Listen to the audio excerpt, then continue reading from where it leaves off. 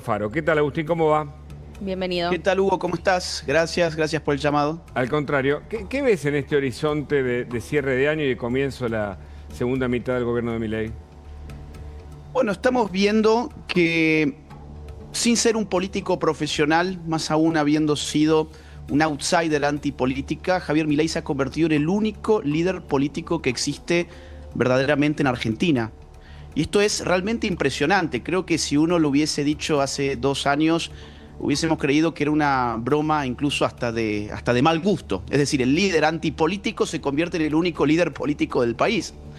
Lo que ha generado Milei es una ruptura total y completa del sistema establecido durante las últimas décadas en Argentina. Lo ha roto por completo. En el buen sentido para aquellos que nos oponíamos a ese sistema, por supuesto, y en el mal sentido para aquellos que sacaban ventajas y privilegios del mismo. En términos económicos, por ejemplo, rompió la idea de que el Estado estaba habilitado para gastar lo que le viniera en gana, aún a costa de imprimir papel moneda, generando inflación, aún en costa de endeudar a los argentinos y aún a costa de incrementar impuestos. En términos políticos, rompió el sistema de partidos. Fíjate, si lo ves de cerca, el peronismo se convirtió en un partido provincial, nada menos que el peronismo. Quedó recluido a la provincia de Buenos Aires y algunas otras provincias menores de la Argentina. La Unión Cívica Radical, otra fuerza histórica de la República Argentina, ha desaparecido prácticamente por completo. Y el PRO, que fue la gran fuerza que inspiraba cambio en este siglo, quedó reducida a la ciudad de Buenos Aires sobre todo y un poco Entre Ríos, aun cuando es aliado en muchos casos de la Libertad Avanza. Así que económicamente, políticamente, la ruptura ha sido total y completa, incluso desde el punto de vista comunicacional, Hugo. La lógica comunicacional de la política vivió un antes y un después con Javier Milei. La idea de que la campaña política se hacía a través de medios de comunicación tradicionales y a través de una militancia que comunicaba al líder político con las masas en el terreno, ya no es tan así. Hoy las redes sociales, que fueron las que catapultaron a Javier Milei a la política, son, digamos así, el as bajo la manga que cualquier político en el país tiene que tener y que la oposición todavía no termina de entender. Y en términos culturales, por último, la cultura del estatismo, la cultura del Estado presente ha sido rota también en favor de la cultura libertaria, en una cultura de derechas, si lo querés así, basada en la libertad individual, la responsabilidad, el trabajo duro y el ahorro, que sobre todo ha calado hondo en la juventud, tal como lo acabamos de constatar en un estudio que llevamos adelante con la Fundación Faro para cerrar este año, y nos asombramos con los resultados que mostraban que la juventud en Argentina sobre todo es el grupo que ha girado fuertemente hacia la derecha. Con lo cual, para resumir, Hugo, lo que representan estos 2 años de Javier Milei es una ruptura total y completa con el sistema decadente que nos llevó a una crisis interminable durante las últimas décadas. ¿Por qué para ustedes o dónde encuentran, ¿no?, esa respuesta? ¿Por qué los jóvenes son los que terminan, sobre todo o mayoritariamente, tal vez comulgando más con las ideas que propone Javier Milei? Mira, es buenísima tu inquietud, Agus. Nosotros lo vemos a través de gráficos y encontramos que la ruptura se da en el año 2020 sobre todo. Ahí pasan varias cosas. En primer lugar, una pandemia. ¿Qué tiene que ver la pandemia con girar hacia la derecha? Bueno, que la pandemia nos empujó a la lógica de las redes sociales.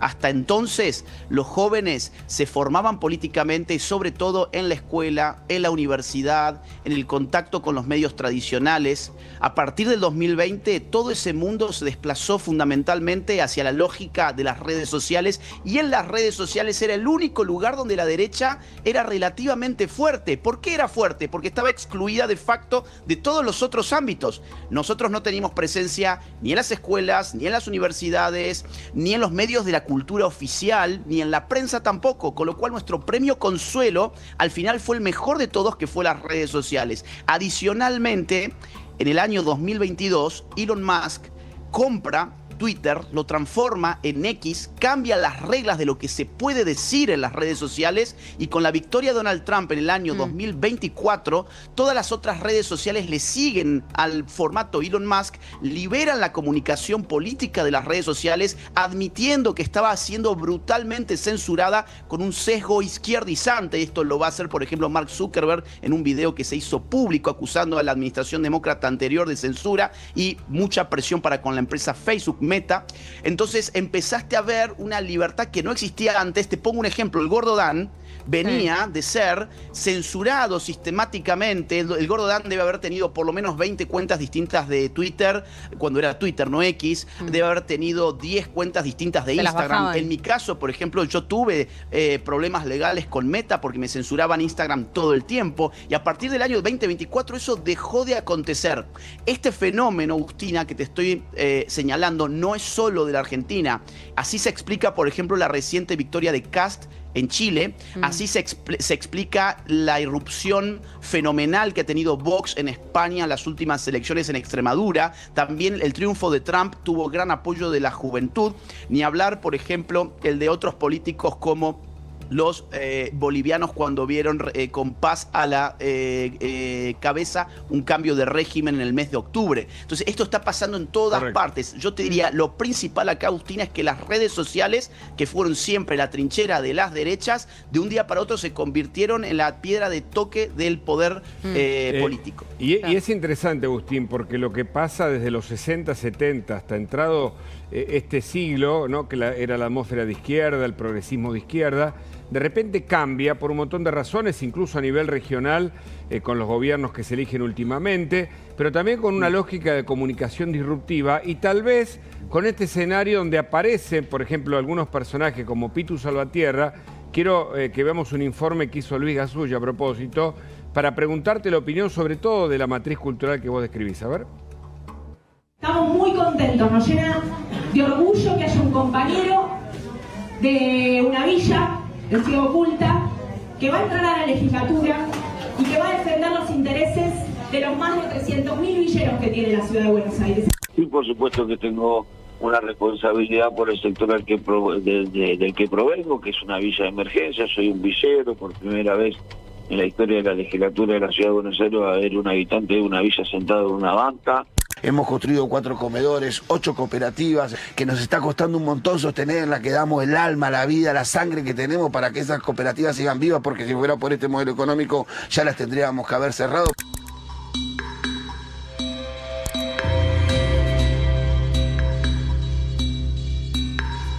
¿Sabes a quién estaba buscando? A Pitu Salvatierra. No se cuenta. Él no trabaja más acá. ¿No trabaja más? No. ¿Hace mucho? Sí. ¿Mucho tiempo? Este es el comedor del Pitu, ¿no? Sí. ¿Pero no está el Pitu? No. ¿Y quién está? ¿No Está lo maneja Débora, más? pero tampoco no se encuentra en el comedor. Ah, Débora. Sí. Porque tenía 8 comedores y 6 cooperativas, una cosa así. No. El único comedor que nosotros sabemos que tiene él es este. Pero él ahora no está en este momento. Y ni la dueña. La jefa no Y el Pitu hace mucho que no está en el comedor. ¿Cómo pasa, Pitu? Claro, Bueno, tenés así, que ir mirá, derecho. esa calle. Hay El una comedor calle está que- en el fondo. Ya, estuve para el lado de Subiría. estuve en el comedor y no estaba. Me dicen de que no está desde hace un año. Claro, él no está, ¿Salvatierra? está su mujer. Claro, exactamente. Débora. Sí, Claro. Débora. Pero acá figura la cooperativa 8 de diciembre. No, ellos No. te ponen para que Para- ponerle una suposición. Me compré un televisor y vos me lo venís a entregar, yo pongo esta dirección. Me llamás por teléfono, que vivo allá, vos no vas a entrar hasta allá. Ok. Entonces todos piden de referencia, ponen esta. ¿Entendés? ¿Y lo conocen a Salvatierra? Sí, sí. Pero se separó de la mujer y después se fue. No está más en la villa. No está más. en la villa. No está más. en la villa. Lisandro de la Torre 1869, aquí en estos monoblocks, en el barrio de Mataderos, Ciudad de Buenos Aires, inscribía y facturaba Alejandro Pitu Salvatierra al Ministerio de Desarrollo y Hábitat de la Ciudad de Buenos Aires en los tiempos de Horacio Rodríguez Larreta. Pero acá también, varios de sus familiares inscribieron una cooperativa. Hola. Alejandro Pitu Salvatierra lo estaba buscando. No vive acá. ¿No vive más acá? ¿Pero vivió acá antes? Sí, de chiquito. De chiquito. ¿Y vos sos familiar? Soy de sobrino. ¿Y hace cuánto que no vive más acá? Y más de 10 años. Se fue a vivir hace un tiempo a la villa y después de la villa se fue para el interior y después se fue a la villa. Ahora no está más en la villa. No, ya no vive más acá. Villa Madero, Partido de la Matanza. Del otro lado de esta cuadra está la avenida General Paz. Esto es provincia de Buenos Aires. Sin embargo, el legislador electo por la ciudad de Buenos Aires, Alejandro Pitu Salvatierra, se mudó meses atrás a Villa Madero, en este chalet impresionante con pileta, con varios ambientes, ubicado a metros de la avenida General Paz. ¿Sabes que estaba buscando al Pitu Salvatierra? No, disculpa, no sé quién. Mirá, yo trabajo acá, pero él no vive acá. ¿No vive acá? ¿Lo conoces? No, o sea, lo conozco tipo de verlo en la tele, pero no lo conozco así en persona. Pero vos me decís que no estuvo nunca acá en esta casa. Si estuvo acá o no, no sé. Yo te digo que estuvo. ¿No vive, no alquila acá?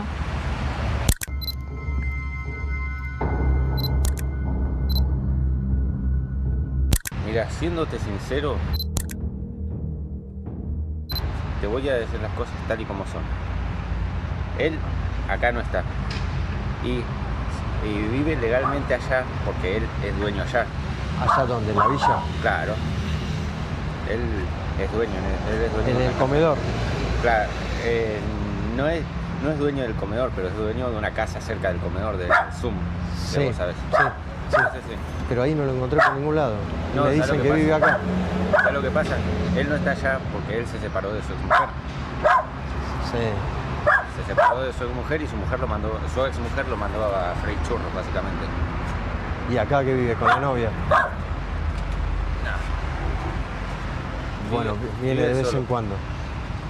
Lo tengo al Pitu acá sentado, habla desde un sector más popular, nosotros somos más clase media, tampoco llegamos a fin de mes. Hijo de mí. ¿En serio? No. Estamos cagando de hambre. Flaco, 3 días llovió, 3 días seguidos en esta ciudad llovió, no se podía caminar en el sur de la ciudad de Buenos Aires. Agustín, ¿qué ves ahí en este informe? Bueno, veo a los típicos empresarios de la pobreza. No nos olvidemos que el modelo político que defiende esta gente nos llevó a un país con 57% de pobres. Cuando levantamos la alfombra y vimos lo que realmente había detrás de todo el humo kirchnerista. 57% de pobres, es decir, ellos amaban tanto a los pobres que los multiplicaban. Y la gran pregunta es ¿por qué les conviene que haya pobres? Fundamentalmente por dos motivos. Por un lado, porque son sus clientes fundamentales. ¿Qué le venden a ellos al pobre? Políticas públicas. Y cada política pública fue durante el kirchnerismo una excusa para la corrupción. Cuanto más pobres habían, más Estado presente. Cuanto más Estado presente, más caja. Cuanto más caja, más dinero para ellos, para que terminen viviendo en ese tipo de casas y dándose los lujos que ya todos bien le conocemos. Y en segundo lugar, Hugo, porque la pobreza es un estado de penuria que se presta a la manipulación política. El pobre es un indefenso frente a las ratas de los políticos que les terminan manipulando a su antojo para perpetuarse en el poder, tratándolo no como seres humanos, sino como cosas. Ellos siempre han visto a los pobres como seres humanos de inferior calidad. Ellos no han visto dignidad en la pobreza. Ellos cada vez que sacralizaban la pobreza era para mantenerlos en ella. Por eso empieza el informe, que me pareció fenomenal, a este sujeto Pitu, tirando su currículum, y su currículum era ser villero, como si ser villero fuese una condición sacra para la política. Al contrario, la cultura del villero es la que tenemos que erradicar de la Argentina. Todo ser humano es digno ontológicamente, pero no toda condición de vida es conveniente. Nosotros equivocamos ambos conceptos y terminamos dignificando una condición de vida que no debemos promover. Lo que debemos promover son las políticas para que esa gente pueda vivir conforme al bienestar que merece, y eso es lo que el kirchnerismo nunca hizo, porque nunca le convino sacar a esa gente de la pobreza. Cosa que durante Milei, hay que dar el dato, la pobreza bajó al 31% en solo solo 2 años, de 57% a 31% en solo 2 años. Los libertarios no queremos pobreza, amamos a los pobres, como los amamos, no los multiplicamos, queremos sacarlos de la pobreza y eso es lo que se ha estado haciendo en estos 2 años.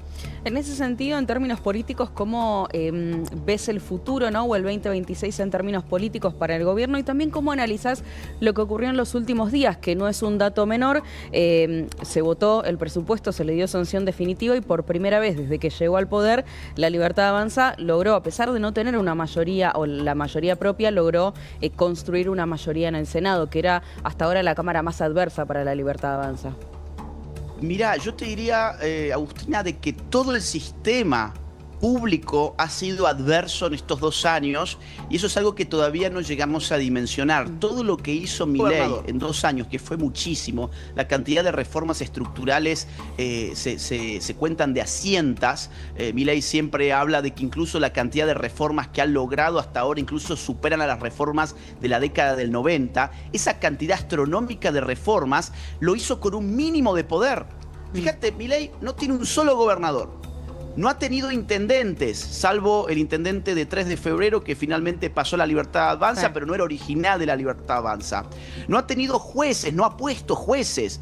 Ha tenido apenas un puñadito de representación legislativa, 9% en el Senado, 15% en la Cámara Baja, y con tan poco ha hecho demasiado. O sea que la pregunta es buenísima porque la pregunta es, ¿qué se puede esperar ahora donde Milei ya no tiene un puñadito de senadores, sino que tiene 21, y donde no tiene un 15% de representación en diputados, sino que tiene, si no me fallan las cuentas, 96 diputados? Ahora ya no solamente puede espantar el fantasma de un juicio político, que ya no corre más, y acordate, en estos últimos 2 años, cada 3 meses volvía a surgir la hipótesis de que se venía un juicio político. Puede, por ejemplo, no solo ahora sostener un veto, sino impulsar las propias reformas de segunda generación del programa libertario, que es lo que empezamos a ver ahora mismo. Entonces, ¿qué significa esta aprobación del presupuesto? Significa previsibilidad, significa legitimidad para el ajuste fiscal, que en otro momento se podría haber acusado de que simplemente estaba licuando las partidas en virtud del proceso inflacionario. Pero ahora que ya está establecido en un presupuesto 2026 que ha sido convalidado por el Poder Legislativo, está claro que el programa económico de Milei, cuyo punto fundamental se llama equilibrio fiscal, está revestido de toda la legitimidad republicana que necesitaba. Así que es un hito muy, muy importante. Agustín, me gustaría invitarte a ver este pequeño informe que habla de un tema que también siempre estuvo muy presente en los últimos años, décadas, en la política, que tiene que ver con las promesas incumplidas, particularmente con un tema muy sensible como es la salud, en este caso en Villa Gesell. Mirá.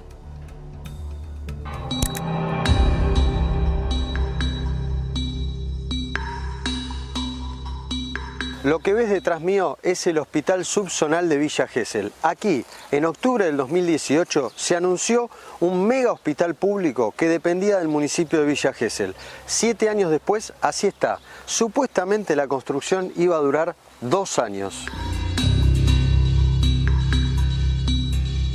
Fíjate lo inmenso que es este lugar. Este hospital iba a atender la salud pública de los geselinos. Está abandonado, las vigas quedaron descubiertas, los pozos prácticamente ciegos son un peligro. Acá se puede meter cualquiera y cualquiera también puede encontrar la muerte.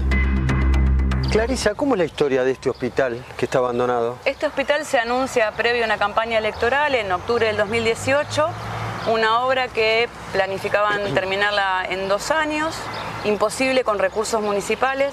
Hemos aportado a todos los vecinos para que esta obra avance, pero esta obra ha avanzado durante las últimas elecciones en un pequeño tramo previo a la elección. Son recursos realmente muy importantes que la provincia tiene que poner, mientras el gobierno nacional aplica el ajuste sobre todas las provincias argentinas. Ustedes ya me conocen, anuncio cuando tenemos las cosas en concreto. Que avanzamos también en trabajar en conjunto para tener el nuevo hospital provincial subzonal de agudos, Carlos Gesell. bien modelo kirchnerista, donde las obras no se terminan, donde no se termina nada y un intendente que ha basado su gestión siempre en mentiras. Cuando anuncian la última licitación, en el momento que anunciaban la licitación, teníamos la terapia intensiva del hospital cerrado por falta de insumos. Un intendente que amplió la planta política, sigue generando secretarías, direcciones, cuando en todo el país se achica. Cuando todos los argentinos estamos haciendo un esfuerzo enorme para sacar el país adelante, este intendente aumenta el gasto político a costa de presionar al comerciante, al vecino. Vos ten en cuenta que nuestra tasa va a aumentar casi el doble de lo que estamos pagando. Intendente, ¿qué pasa con las tasas municipales? Ya, se mandó el proyecto que está en el Consejo Deliberante con un incremento en las tasas municipales de un 40%, y la verdad que venimos de un año muy complicado donde el gobierno nacional no aporta los recursos que tiene que aportar a la provincia de Buenos Aires, y esos tampoco llegan a la municipalidad. El impuesto que generaron ahora de ingresos brutos del 5% termina liquidándote, o sea, es como un socio encubierto que tenés adentro de tu propio negocio. En el tema seguridad, en este local tuvimos durante 45 días 4 robos ya. ¿4 robos? 4 robos Acá en 45, en Villa Gesell, de los cuales la seguridad no funcionaba. No tienen combustible, no tienen personal, de noche no trabaja casi todo el mundo. Nosotros tuvimos que terminar, como ese impuesto, viste que estamos hablando, poniendo persianas en todo el local, cuando Gesell no vivía de esa forma. Hoy nosotros bajamos a la noche una persiana, eso nos significó poner arriba de los 6 millones de pesos, más los vidrios, más lo que nos robaron. Todas esas son las cosas que te terminan matando como privado. No es así, es mentira lo que dicen. Obviamente que hay inseguridad, como lo hay en todos lados, y que hay delito también, hay delito. Pero nosotros aquí tenemos un gran equipo, una gran secretaría que coordina con la policía de la provincia, donde se redujo la planta política, se congelaron los salarios de los funcionarios políticos, y bueno, esto aún así no alcanza para equilibrar las cuentas municipales, porque tenemos una fuerte demanda en salud que creció un 30%. En este año. A pesar del mega impuestazo en las distintas áreas del presupuesto del 2026 que repercute en los comerciantes de Villa Gesell, la propuesta de salud pública quedó así, abandonada. Este es el hospital subzonal de Villa Gesell. Hace 5 años se tendría que haber inaugurado. ¿Qué pasó con ese hospital? Bueno, pronto lo vamos a construir. Una decisión que tomó la municipalidad en su momento y que ahora ya lo licitó la provincia, así que si querés venir... ¿En cuánto cree que va a estar terminado? El plazo son 2 años y se va a empezar a construir seguramente ya el año que viene. O sea, en el 2027 ese hospital estaría terminado. Una primera etapa, son 7.000 metros y esta primera etapa son 2.000 y pico de metros. Agustín, queríamos... Promesas incumplidas, claro, ¿no? Decíamos, y con un tema muy sensible, porque la verdad es que es un hospital que la gente necesitaba, claro, que lo claro, pedían y que nunca se hizo. Claro, mostrarte el ejemplo de una persona y de una obra, ¿no? Como una síntesis de lo que estamos conversando, de algún modo. Mira, fíjate que no les importa la gente, a ellos la gente no les importa realmente, por eso simulan que les interesa el hospital solo cuando hay periodo electoral, pasa ese periodo y ya no les hace falta que la gente los considere porque ya pasó el momento de abrir las urnas. Entonces detienen todo y ¿qué hacen a continuación? Le echan la culpa a que el gobierno nacional no les envía más partidas. Pero cuando decimos que el gobierno nacional tendría que enviarle más dinero a la provincia de Buenos Aires, tenemos que entender que lo que están pidiendo es que la gente pague más impuestos para enviarle a la provincia de Buenos Aires. Y eso es inviable en la Argentina del año 2025, eso se podía hacer en todo caso cuando gobernaba el kirchnerismo, que te metían impuestos directos o te metían el impuesto inflacionario, que es un tipo de impuesto encubierto. Eso ya no va más. Las provincias, Hugo y Agustina, tienen que hacer su propio ajuste. Cuando uno lo ve estos números es impactante. El tamaño del Estado en términos de gasto sobre PBI en la Argentina del año 2023 rondaba el 40%. ¿Esto qué significa? Que el 40% del Producto Interno Bruto se gastaba en funciones estatales, en el sector público. En el año 2025 eso ha sido reducido al 31%. Pero la inmensa mayoría de ese porcentaje tiene que ver con los ajustes del Estado nacional, no con las provincias y no con los municipios. Claro, ¿por qué no con las provincias y no con los municipios? Porque La Libertad Avanza es un proyecto político nuevo, es un partido político flamante que no tiene todavía gobernadores, ni alcaldes, ni intendentes, quiero decir.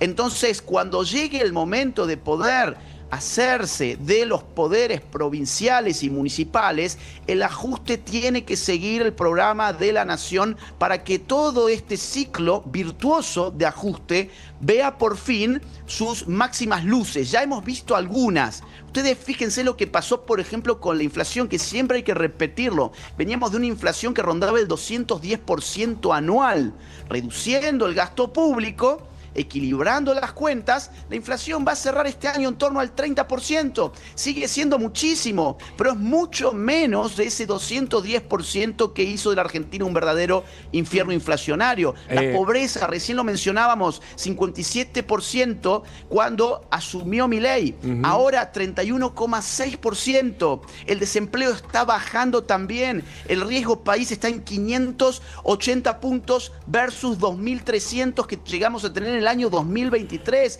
Se está desendeudando la Argentina. Hay 40.000 millones de dólares menos de deuda pública neta. Entonces las cosas se están haciendo bien porque el Estado Nacional encontró una política fiscal que servía. Cuando esta gente te pide que le mandes más dinero, en realidad están yendo a contramano de lo que hay que hacer, es ajustar las cuentas públicas de los estados provinciales. Agustín, cuando desde la oposición, sobre todo, agitan las banderas de que la derecha es insensible, que ustedes son duros y que no contemplan cuestiones sociales, ¿qué le respondes? Mirá, me gustaría con la Fundación Faro próximamente hacer un estudio en Argentina, imitando uno que se hizo en Estados Unidos. Se hizo un gran estudio en Estados Unidos donde midieron la solidaridad de las personas, comparando entre la solidaridad declamativa, es decir, cuando uno expresa solidaridad simplemente con palabras, y la solidaridad puesta en práctica, es decir, con actos concretos. Y lo que encontraron en Estados Unidos es que las personas de derechas eran mucho más solidarias en términos prácticos y mucho menos solidarias en términos verbales. Y al revés, las izquierdas eran mucho más solidarias en términos del discurso público, pero cuando había que ir a la práctica concreta, la izquierda o los individuos de izquierdas no eran solidarios en absoluto. Esta lógica se traslada a las fuerzas políticas. Sí, por supuesto, el kirchnerismo siempre ha tenido un discurso en favor de los pobres, pero otra vez, un discurso culturalmente muy peligroso, que era el de la sacralización de la pobreza. Era la idea de que en la pobreza había virtud moral.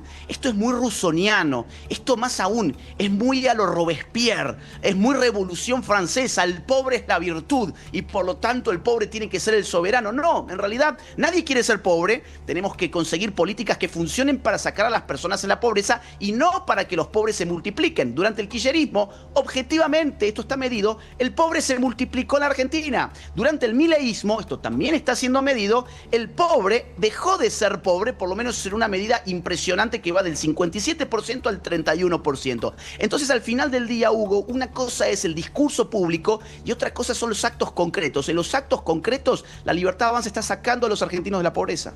Recién mencionabas el tema de los gobernadores, ¿no? Y ahí me gustaría consultarte qué ves particularmente para este 2026, porque si bien es verdad que en algún momento había un vínculo, no sé, más complicado, hoy hay otro diálogo. Allí obviamente fue importante también Diego Santilli, que se reunió con cada uno de ellos. Eso tal vez se pueda llegar a traducir en el Congreso. ¿Qué estás viendo en ese sentido del vínculo entre el gobierno nacional y cada uno de los gobernadores? Mirá, yo te sumo una variable que no es menor, que es la propia incorporación de Milei en la batalla política. Lo que dijiste sobre Santilli es muy preciso. es una persona con mucha experiencia política, que está haciendo un gran trabajo y va a hacer un gran trabajo en lo que viene, pero yo le sumaría el factor Milei. A Milei no le gustaba considerarse como parte de la batalla política. Él siempre decía, lo que más me gusta hacer es batalla cultural, pero donde yo estoy sobre todo liderando es la batalla por la gestión. Y la batalla política quedaba para Karina Milei, para Martín Menem, para la gente que estaba haciendo la lucha política, por ejemplo, en diputados, en el Senado, etc. Bueno, cuando pasó lo que pasó en septiembre, Milei entiende que él tiene como líder político, insisto, el único líder político que hoy existe en la Argentina, no podía no hacer política. Entonces, todos esos destratos que acusaban los gobernadores en los últimos 2 años, donde se ofendían porque no tenían reuniones directas con Milei, o porque Milei iba a sus provincias y no pasaba a reunirse con ellos, bueno, cosas que vimos y que las podemos juzgar de distintas formas, eso yo creo que ha quedado ya en el pasado porque Milei empieza a entender que si bien él es un outsider político, hoy al mismo tiempo tiene que convivir con el hecho de que es el único líder político en el país y va a tener que ponerse los pantalones de líder político y ya se los ha puesto. En octubre mostró que se podía, digamos, poner la política también al hombro. Bien, clarísimo. Agustín, interesantísimo, como siempre, conversar con vos. Te agradecemos mucho. Gracias. Gracias a ustedes.